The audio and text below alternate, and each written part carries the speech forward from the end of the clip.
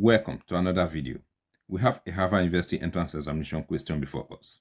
We have 3 raised to the power of s is equal to 9x. X is equal to what? Let's go ahead and find the value of x. Let's begin. Before we start answering the question, I would like you to consider subscribing to this channel if you have not yet subscribed. We simplify mathematical problems on this channel. Now let's answer the question. Okay, to answer this question, we will be using the famous lambda w function. The lambda w function states that if we have, say, x times e raised to the power of x, if we apply lambda w to this expression in the parentheses, the whole of this left-hand side is equal to x. We are going to use this function to answer this question. All right. Now, let us make the constant to be on the left-hand side, while the variable will be on the right-hand side.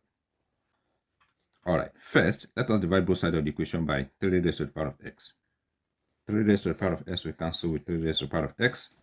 We'll be left with 1 on the left-hand side. And this is equal to 9x divided by 3 raised to the power of x. Again, let us divide both sides of the equation by 9. So here we divide by 9. 1 divided by 9 is equal to, we have 9x divided by 3 raised to the power of x, then divided by 9. So we have 1 over 9 is equal to, this 9 we cancel out with this 9. We have x divided by 3 raised to the power of x. So we have 1 over 9 is equal to x times this denominator, 3 raised to the power of x, is the same thing as 1 divided by 3 raised to the power of x. Okay? And this can be expressed as 3 raised to the power of minus x. This 3 raised to the power of x, we will replace it with 3 raised to the power of minus x. So we have 1 over 9 is equal to x times, I am going to introduce e here. If we have e raised to the power of natural log of s, this is equal to x.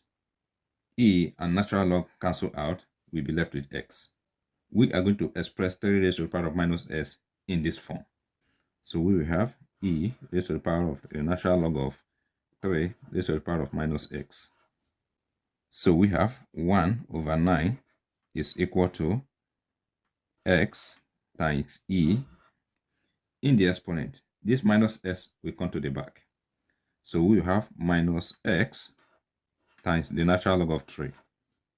Remember, our goal is to make the left-hand side and the right-hand side to be like the expression in the parentheses. Okay, on the right-hand side, we have x times e raised to the power of minus x times the natural log of 3. We are going to introduce minus the natural log of 3 here. Okay, to do so, we are going to multiply both sides of the equation by minus the natural log of 3. You will notice that this term and this term are exactly the same. Because they are the same, we can now apply the lambda w to both sides of the equation.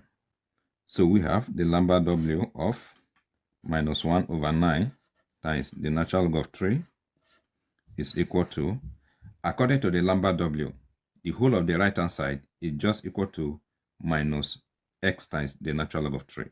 Now let us focus on the left-hand side. We are going to make it to be in the form specified by the lambda w.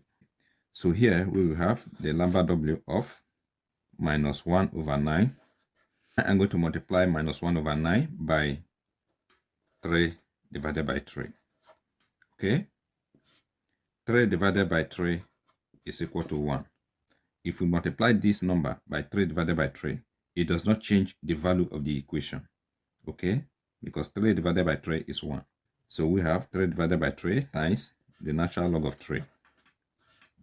So we have the lambda w of 1 times 3 will give us 3, divided by, we have minus here, and 9 times 3 will give us 27, times the natural log of 3. So we have the lambda w of, I am going to split this fraction into 2. So we have minus 3 divided by 1 times 1 divided by 27 times the natural log of 3. And this is equal to minus x times the natural log of 3. So we have the lambda w of minus 3 divided by 1 will give us 3 times, and here we have 1 divided by 27 times the natural log of 3. And this is equal to minus x times the natural log of 3. Okay, I am going to move this minus 3 to become an exponent of 3. Okay, so we will have lambda w of, here we have 1 over 27 times the natural log of 3 raised to the power of minus 3. And this is equal to minus x times the natural log of 3. So we have the lambda w of 1 divided by, we can express 27 as 3 raised to the power of 3. Okay, times the natural log of 3 raised to the power of minus 3. And this is equal to minus x times the natural log of 3.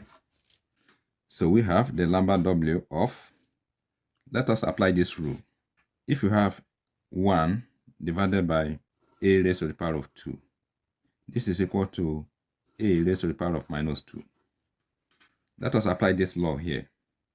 So this number will become 3 raised to the power of minus 3 times the natural log of 3 raised to the power of minus 3.